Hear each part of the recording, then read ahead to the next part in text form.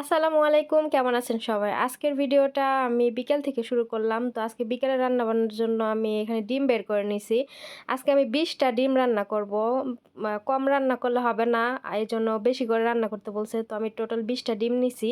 তো আজকে ডিম দিয়ে আমি টমেটো দিয়ে রান্না করব। তো কিভাবে ডিম দিয়ে টমেটো দিয়ে আরবিরা রান্না করে খায় রুটি দিয়ে, সেটা আজকে আপনাদের সাথে শেয়ার করব। বহু আগে একবার শেয়ার করছিলাম, কিন্তু আর করা হয় নাই। তো এজন্য ভাবলাম যে আজকে আপনাদের সাথে ভিডিওটা শেয়ার করি। তো আগে আমি ডিমগুলা সবগুলো ভাইঙ্গা নিতেছি। ২০ টা ডিম, বাবা! আর ১০ টা ডিম হইলে ১ খাসি ডিম হয়ে যাইত।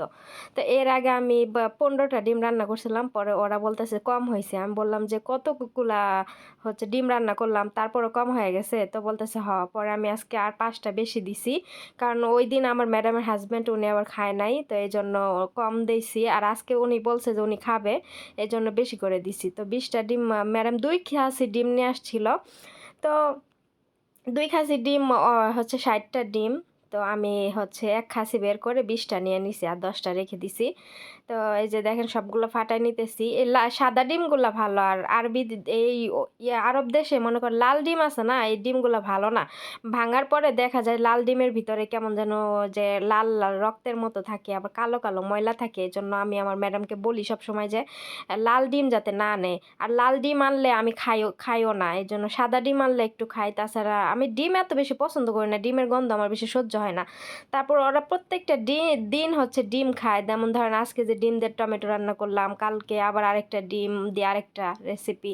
একেক দিন একেকটা। মানে ডিম প্রতিদিন ওদের খাবারে থাকবে। তো পুরা একটা হচ্ছে ই আমি খালি করে ফেলছি। দেখেন এখন আমি একটা এই যে দিব। এই যে এটা দিয়া লাইরা নিব। ডিমটা আগে রেডি কইরা তারপর বাকি কাজগুলা করব। টমেটো কাটতে হবে, পেঁয়াজ কাটতে হবে। তো এই ডিম টমেটোটা আমার ম্যাডামে রেস্টুরেন্ট থেকে কিনে নিয়ে আসে। তো ওদেরটা রেস্টুরেন্ট থেকে মনে করেন কিনে নিয়ে আসে অত বেশি মজা লাগে না। আর আমি বাসায় রান্না করলে অনেক বেশি ভাল লাগে। তো মাঝে, মাঝে আমরা ওই যে ঘুরতে যাই তখন আপনারা দেখেন সমুদ্রের পাড়ে ওখানে বসে আমরা যে নাস্তা করি তখন কিন্তু ডিম দিয়ে টমেটো দিয়ে ওই যে ওগুলা কিনে নিয়ে আসে ম্যাডাম। তো ওইখানে বসে নাস্তা করি। তো অত বেশি মজা না। ওরা অত মানে রেস্টুরেন্টের খাবার তো বুঝেনি। এত পরিপাটি করে বাসার মতো কি ওরা রান্না করতে পারে? ওরা করে না আরকি এত পরিপাটি করে। আমরা যেমন এত গুছায়, গুছায় রান্না করি ওরা ওরকম পারে না। তো আমার পিছনে দেখেন ফয়সাল ঘোরাঘুরি করতেছিল। যেই শুনছে আমার শব্দ আমি রান্নাঘরে দরজা খুলে আসছি, ভিতর থেকে এমন একটা দৌড় দেয়া আসছে রান্নাঘরে, মানে ওর খুশি লেগে গেছে যে আমি রান্নাঘরে আসছি, এখন আমি রান্না করবো। আমি রান্নাঘরে থাকলেই মনে করেন ওর আনন্দ। ও মনে করে যে আমি রান্না করবো আর ও খাবে, এটাই ওর আনন্দ। তারপরে এখানে আমি অলিভ অয়েল দিয়ে পেঁয়াজটাকে একটু কিছুক্ষণ ভাইজা নিলাম।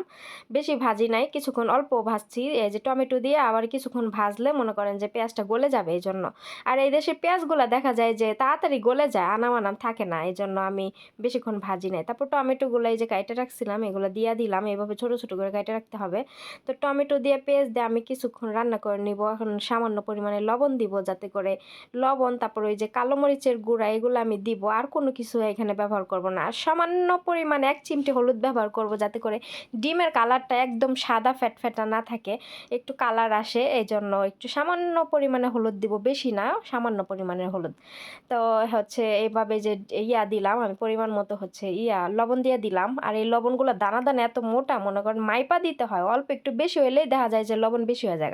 আর খাবারের টেস্ট হচ্ছে লবণে। লবণে একদম কম হইলেও ভাল লাগে না, আবার লবণ একদম বেশি হইলেও ভাল লাগে না। খাবারের টেস্ট লবণ বেশি হইলে নষ্ট করে ফেলায়।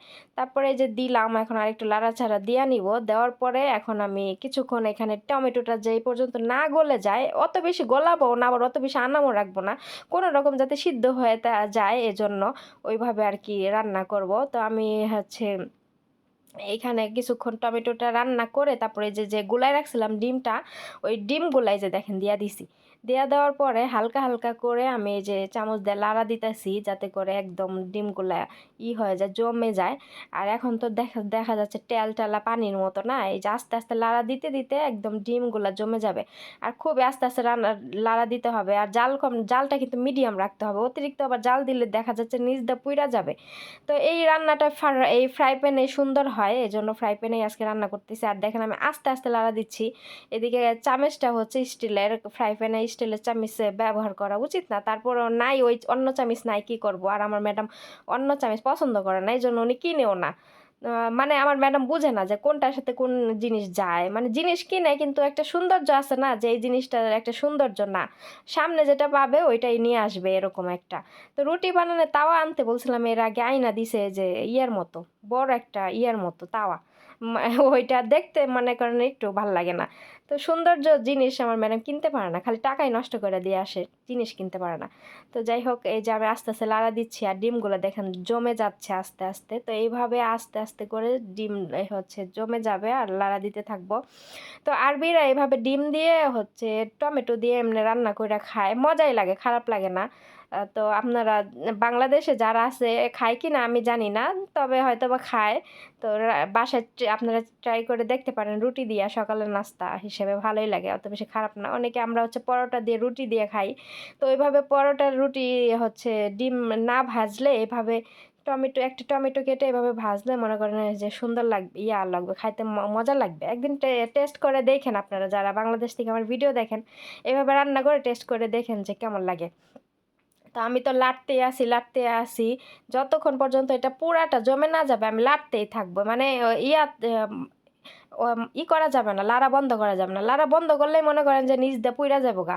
আর পুইরা গেলে মনে করেন ডিমের মজা লাগবে না একদম, বা একটা পুরা পুরা গন্ধ আসবে, ঠিক আছে? তো রান্না করলে ওরকম যত্ন সহকারে রান্না করতে হয়, যাতে করে রান্নার এই যে পুইরা টুইরা যায় আর রান্নার নষ্ট না হয়, ঠিক আছে?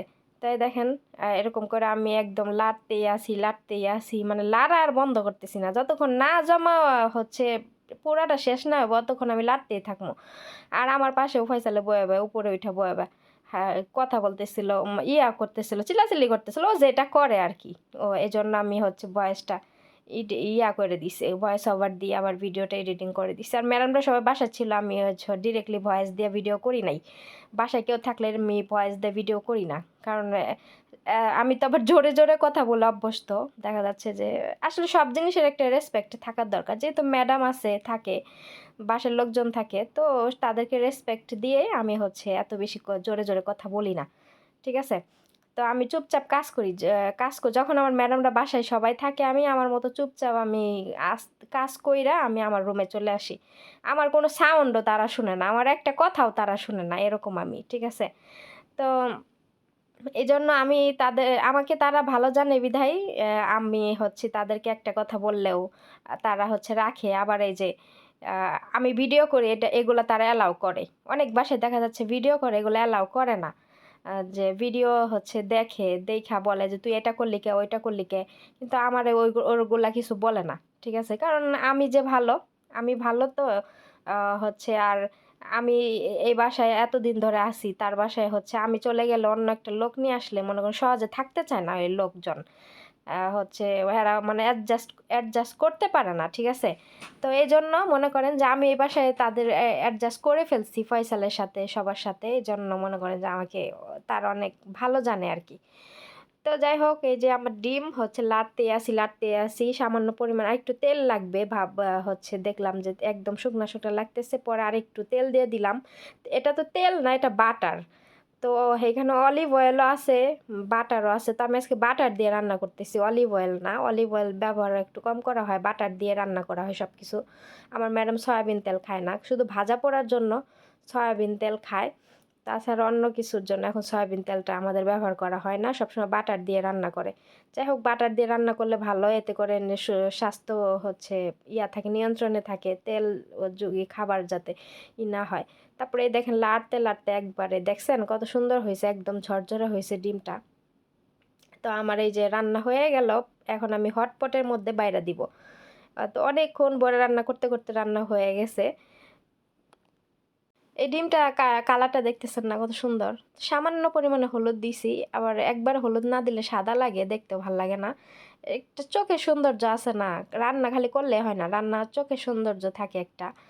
তো আমি হচ্ছি এই তো হটপটে বাইরে দিতেছি যাতে গরম থাকে। এখনো খাবারের টাইম আরও 40 মিনিটের মতো বাকি আছে। মাগরিবের আজান দিবে, সবাই নামাজ পড়বে, তারপরে খাওয়া দাওয়া করবে। তো এই জন্য হটপটে বাইরে রাখছে। আর ডিম কিন্তু ঠান্ডা হলে ভাল লাগে না। তো তো এই জন্য আমি রান্নাবান্না করে আমি যে কোনো কিছু এখন রান্না করে হটপটে বাইরে রাখি। আর শীতের দিন আসতেছে, এখন তো মনে করেন খাবার এমনি রান্না করে রাখাই যাবে না, হটপটেই রাখতে হবে, কারণ ঠান্ডা খাবার শীতের দিনে ভালোই লাগে না, এই জন্য হটপটেই রাখতে হবে। আর আমার ম্যাডাম তো অনেকগুলো হটপট কিনছে, একটা সবার বড়টা আমি কি করছি উপরে উঠায় রাখছি, ওইটা ব্যবহার করি না। ওটা বেশি অনেক বেশি বড়, এত খাবার তো আর রান্না করা হয় না, এই জন্য ভাবলাম যে নিচে থাকলে নষ্ট হয়ে যাবে, এর জন্য পলিথিনে বাইন্ধা তারপরে হচ্ছে আলমারির উপরে রেখে দিয়েছি, যাতে এটা নতুনই থাকে, সুন্দর থাকে, এই জন্য আমি সরাই রাখছি ওইটা। তারপরে দেখেন হচ্ছে আমি করলাম হটপটে সবগুলো বাইরে নিলাম। এখন এখান থেকে আমি একটু ডিম হচ্ছে ফয়সালকে দিব। ফয়সাল অনেকক্ষণ ধরে বসে আছে আমার পাশে, ওর খাবারের প্রতি ওর চলে গেছে, আত্মাটা চলে গেছে, এখন ওরে আমার একটু দেওয়া উচিত, তাই না? ওরে না দিয়ে যদি আমি এটা রাইখা দেই তাহলে হচ্ছে এটা হচ্ছে ঠিক হবে না। আর আমি যাই কিছু রান্না করে আমি ফয়সালকে দেই। এই দেখেন আমি ফয়সালকে একটু ডিম দিলাম, যাতে করে ওকে ওর মনটাকে শান্ত করে রাখতে পারে, মাগরিবের পরে তো খাবেই। তো এখন আপনারা বাকি ভিডিওগুলো দেখেন। বাসার বাহিরে বের হইছি বিড়ালে খাবার দেওয়ার জন্য, আজকে খাবার নাই বেশি, আজকে মাছ কম ছিল, মাছ সব খেয়ে ফেলছে, মাছ নাই। ওই যে বিড়াল একটা প্রতিদিন অপেক্ষা করে এখানে আমি খাবার দিব, এই জন্য।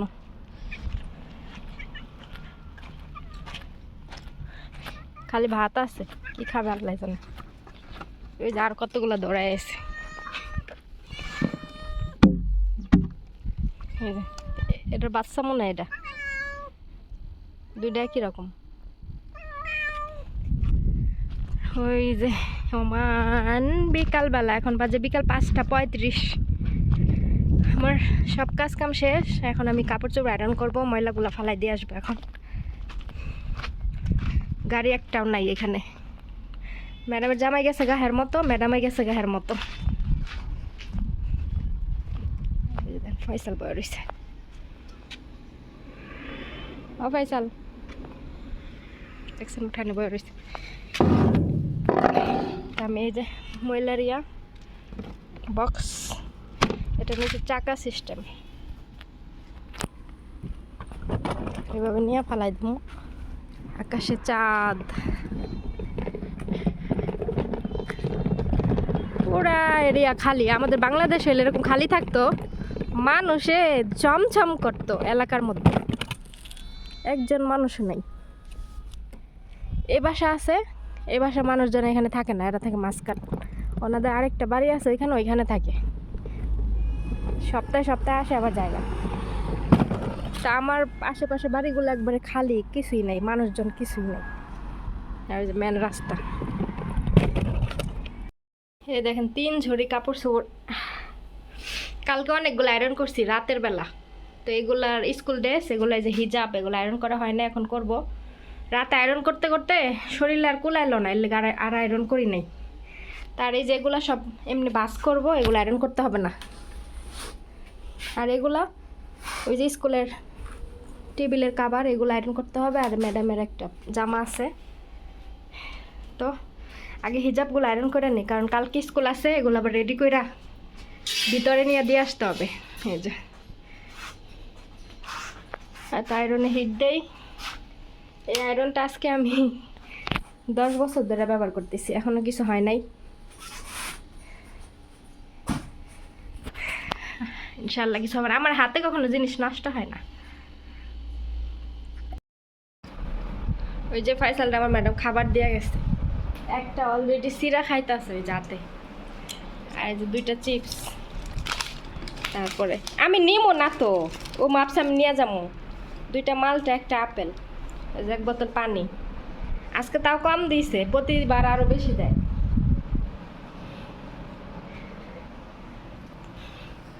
ওর খাওয়া শুরু হয় ফজর থেকে, ও ফজরের টাইমে ঘুম থেকে উঠে, রাত 4টা বাজে, 4:30 বাজে ঘুম থেকে উঠে, তখন থেকে আর খাওয়া শুরু হয়। ঘুম থেকে ওঠার পরে নাস্তা করে, নাস্তা করে আবার এই যে ম্যাডাম ডিউটিতে যাওয়ার সময় এগুলো দেওয়া যায়, তো এগুলো আবার খাবে। আবার ওই দেখেন ওইখানে 3টা কলা আছে, এগুলাও খাবে দেখেন আস্তে আস্তে, মানে দুপুর পর্যন্ত, যে পর্যন্ত ওরা না আসে পর্যন্ত খালি খাবেই একটার পর একটা। তারপরে ম্যাডামরা আসলে আবার দুপুরে খাবার খায়, এই হচ্ছে।